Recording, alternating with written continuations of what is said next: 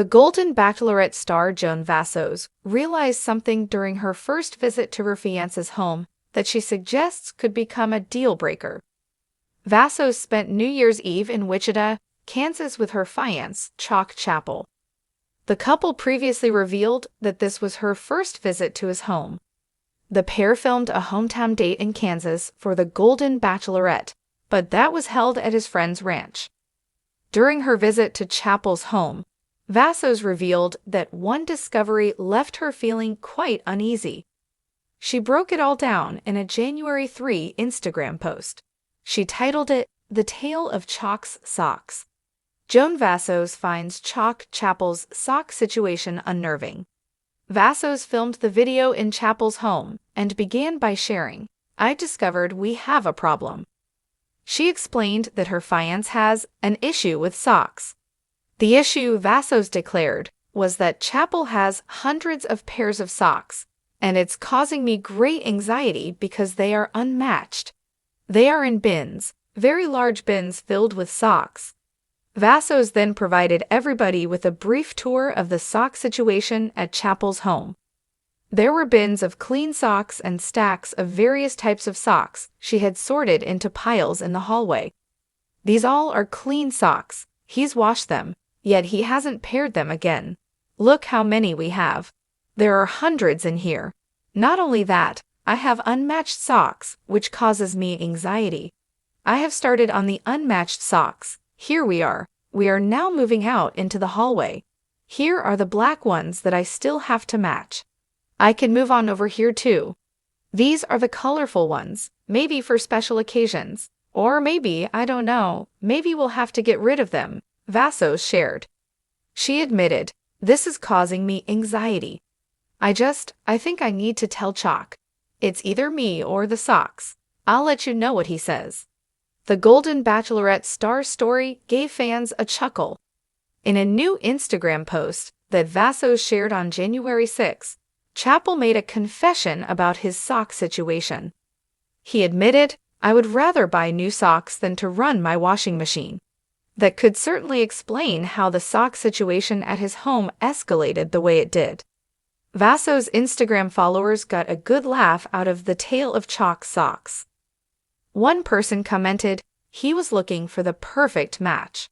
Now, you two are the perfect pair." Another asked, "Where is Chock?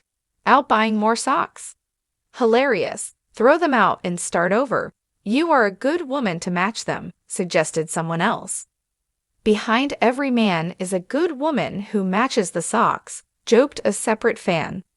Surrounded by what could only be described as an ocean of socks, she held one in her hand, examining it as though it were a foreign artifact, its mate nowhere to be found. This was not what she had envisioned when she agreed to spend New Year's Eve with her fiancé, Chock Chapple, in Wichita. Chock had been charming from the moment they met on The Golden Bachelorette, his wit and rugged demeanor making him an instant favorite among fans. But it wasn't until this visit to his home that Joan uncovered a side of him she never expected, his apparent obsession with socks.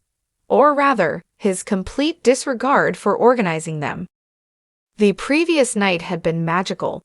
They had rung in the new year with a quiet celebration, sipping champagne on Chock's porch as fireworks illuminated the Kansas sky. But this morning, Joan stumbled upon what she would later describe as the Great Sock Crisis. It began innocently enough when she offered to help Chock tidy up a bit. She hadn't expected her gesture to lead her to a discovery that could very well alter the course of their relationship. Joan's video confession began with her holding up a bin overflowing with socks.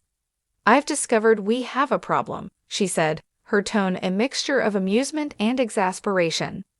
"Chock has an issue with socks, hundreds of pairs, unmatched, and it's causing me great anxiety."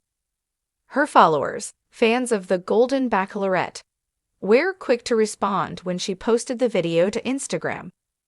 Comments poured in, ranging from laughter to advice, but Joan couldn't shake the feeling that this wasn't just about socks. This was about compatibility, about the little things that could pile up, much like the socks, and become deal breakers. Chock's sock collection spanned multiple bins, some labeled colorful, others simply black. Joan had attempted to bring order to the chaos, meticulously pairing and stacking what she could. She even created designated piles for special occasions. But for every pair she matched, it seemed 10 more appeared from the abyss. By the end of the day, she was ready to issue an ultimatum. Later that evening, Joan sat Chock down for a conversation. The usually unflappable man looked genuinely perplexed as she laid out her concerns. "Chock," she began, trying to keep her tone light, "it's either me or the socks."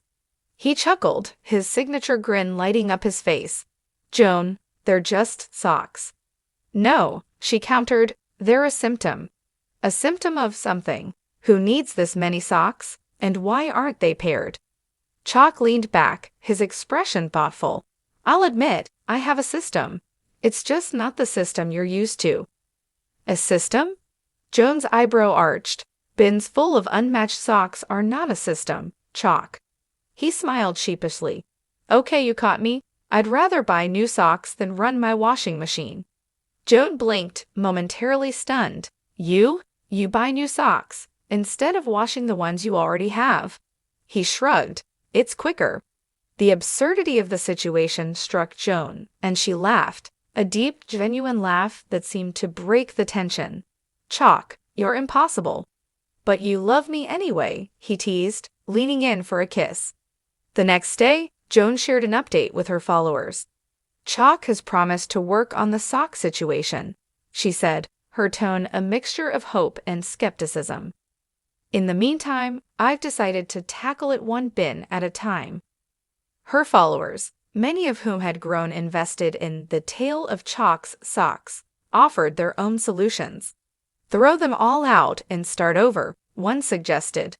"Behind every man is a good woman who matches the socks," joked another.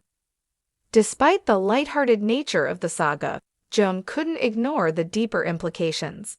Relationships were about compromise, about accepting quirks and flaws. And while unmatched socks weren't a deal-breaker on their own, they symbolized something larger.